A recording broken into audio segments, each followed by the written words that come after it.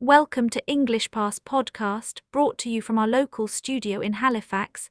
I'm your host Sophia, and today we're diving into an exciting topic, saving money.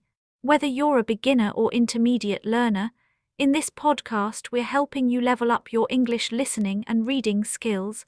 And before we get started, let me tell you that the sponsor of this episode is TypeFit, keyboard typing practice and learning platform. Now, let's talk about the weather in Halifax on Thursday, January 22, 2026. It's currently -7 degrees Celsius, which is about 19 degrees Fahrenheit, with partly cloudy conditions. At -7 degrees, the sun is hiding behind the clouds because it forgot to wear its winter coat. Today, we're exploring something really interesting, saving money. This is a fantastic subject for English learners because it covers a lot of practical vocabulary and real-world situations. So let's dive right in. Saving money is the process of setting aside a portion of your current income for use at a later date. Instead of spending every cent you earn on immediate needs or desires, you choose to keep some of it in a safe place, such as a bank account or a physical container. This practice is the foundation of personal finance and is essential for achieving long-term goals and maintaining financial security.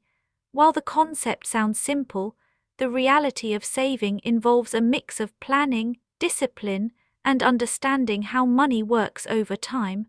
To begin understanding this topic, we must first look at why people save. Most individuals save for specific reasons, such as buying a house, going on a vacation, or preparing for retirement. However, saving is also about creating a safety net for life's unexpected events. One of the most important concepts in saving is the creation of a budget. A budget is a detailed plan that tracks how much money you receive, which is your income, and how much money you spend, which is your expenses. By looking at these two numbers, you can see if you have money left over at the end of the month to put into savings. For many people, budgeting is the first time they realize where their money is actually going. They might find that small daily purchases add up to a significant amount of money over a year. This leads us to our first real-world example, often called the latte factor. Imagine a person who spends $5 every work morning on a premium coffee. While $5 seems like a small amount, doing this 5 days a week for 50 weeks a year results in a total spend of $1,250. If that person chose to make coffee at home and save that money instead, they would have a significant amount of cash for other goals. Another key term to understand is the emergency fund. This is a specific amount of money set aside to cover unexpected costs, such as a sudden medical bill, a car repair, or a period of unemployment. Financial experts often suggest that an emergency fund should contain enough money to cover 3 to 6 months of your basic living expenses.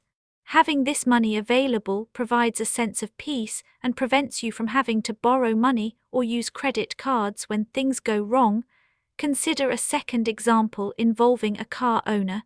If their car engine suddenly breaks and requires a $2,000 repair, an individual with an emergency fund can pay the bill immediately without stress. Someone without savings might have to take out a high-interest loan, which would end up costing them much more in the long run. Historically, the way people save has changed dramatically. In the Middle Ages, people often used jars made of a cheap, orange-colored clay called pig to store their coins. Over time, the name of the clay evolved into the word pig, which is why we still use piggy banks today. While keeping coins in a jar is a traditional method, modern saving usually involves banks. When you put money in a savings account, the bank often pays you interest. Interest is a small percentage of money that the bank adds to your account as a reward for keeping your money with them. This is how your money can grow even if you do not add more to it yourself. This brings us to the concept of compound interest, which Albert Einstein famously called the eighth wonder of the world. Compound interest is when you earn interest on your original savings and also on the interest you have already earned. For a third example, imagine two friends, Anna and Ben. Anna starts saving $100 a month when she is 20 years old. Ben starts saving the same amount but does not begin until he is 30 years old. By the time they both reach age 60, Anna will have significantly more money than Ben, not just because she saved for 10 more years, but because her money had more time to grow through compound interest. The power of time is a saver's best friend. Culturally different societies have unique ways of approaching savings. In Japan, many people use a system called kakeibo, which translates to a household account book. Invented in 1904, this method involves physically writing down every purchase and reflecting on 4 main questions: how much money do you have? How much would you like to save? How much are you spending? How can you improve? This mindful approach to money helps people become more aware of their spending habits. In many Western cultures, saving is often seen as a challenge because of the constant pressure to consume new products. This pressure can lead to something called lifestyle creep. This occurs when a person earns more money through a promotion or a new job, but immediately increases their spending to match their new income. Instead of saving the extra money, they buy a more expensive car or move to a larger apartment, leaving them in the same financial position as before. A fourth example of saving involves the 50/30/20 rule. This is a simple strategy where you divide your after-tax income into 3 categories: 50% for needs like rent and food, 30% for wants like hobbies and entertainment, and 20% for savings and debt repayment. By following this rule, a person ensures they are always prioritizing their future self while still enjoying their life today. However, savers must also be aware of inflation. Inflation is the general increase in prices and the fall in the purchasing value of money over time. If you save $100 today, that same $100 might buy fewer groceries in 10 years because prices have gone up. This is why just keeping cash under a mattress is often not enough. Savers need to find ways to make their money grow at a rate that is equal to or higher than inflation. A fifth real-world example is the practice of bulk buying.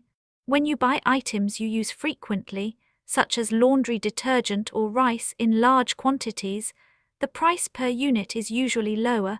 By spending more money upfront to buy in bulk, a family can save hundreds of dollars over the course of a year. This requires a small amount of initial savings, but results in long-term benefits. Liquidity is another important vocabulary word in the world of saving. Liquidity refers to how quickly and easily you can turn your savings into cash that you can spend. A regular savings account is very liquid because you can go to an ATM and get your money immediately.